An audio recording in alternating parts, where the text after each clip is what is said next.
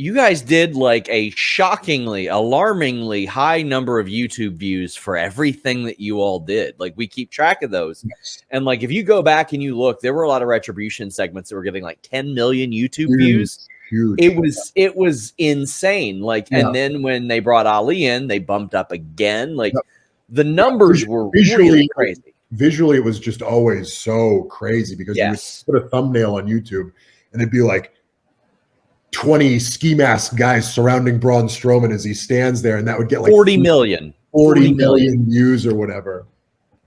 And then once we debuted with the masks, like people just scrolling on YouTube were like, "The fuck is this?" And they'd click on it.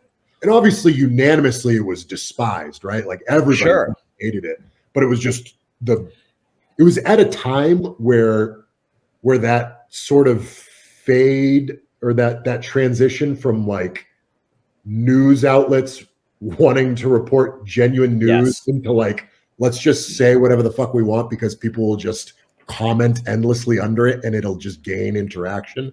So it started to get a lot of that. And did they ever approach you all and be like, hey, these are doing pretty crazy numbers digitally for us? No. So that's like something you all just discover your own. Cause like, I'm looking right now, like segments that you got or the Retribution had with Hurt Business, Drew and Keith Lee, Alexa and Fiend, of course, Mustafa Ali, Braun Strowman. Like all these are like insane levels of numbers. Like I encourage people to go back and look because the Viking, like it's just so wild the level of traffic they did. We talk about this routinely because I'm still friends with all those people. I've talked to literally all of them today. Sorry to hear that. Including Ali. We talk about routinely how, with the exception of Ali, the rest of us are mostly our biggest impact on the world in terms of just like anything is that stuff. Like that's the most that anyone's ever seen us as a entity on Earth. And no one will ever know it was us. They'll never know it was us.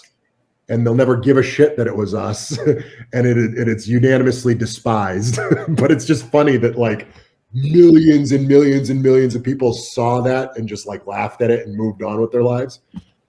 Because it's such a fleeting, unimpactful thing. But yeah, so those numbers and stuff became part of my pitch to basically Vince at that point, because he was doing a lot of the contract, or I guess he got the final say on contracts and stuff. Yeah. So because they brought us all. This is a whole nother thing. And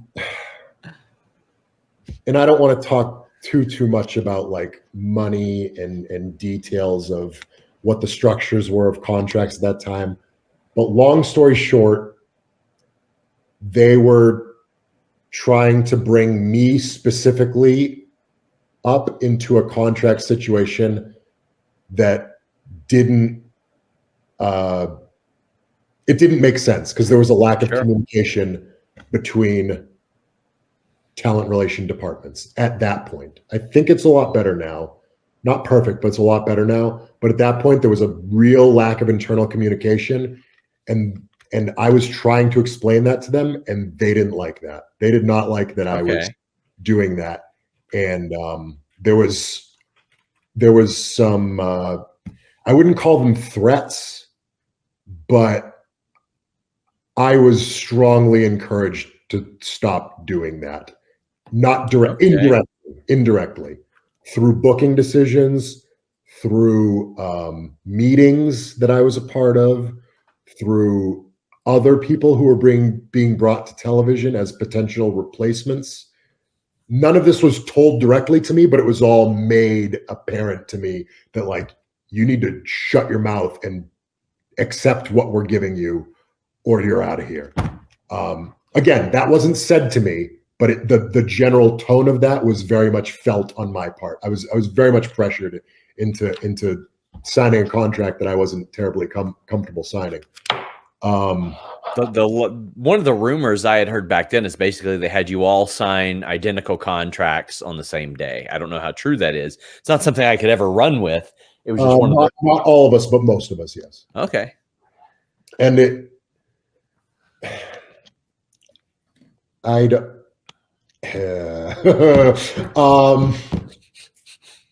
was an uncomfortable situation.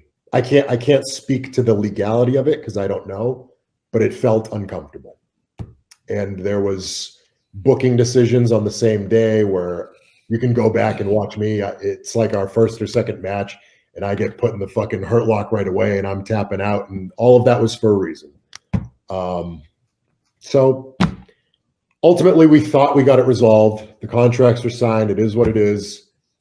I don't remember the timing of it, but maybe Ali joined us after that. We started to trend in the right direction again, but then it just fell off a fucking cliff, and we just started to lose to everybody.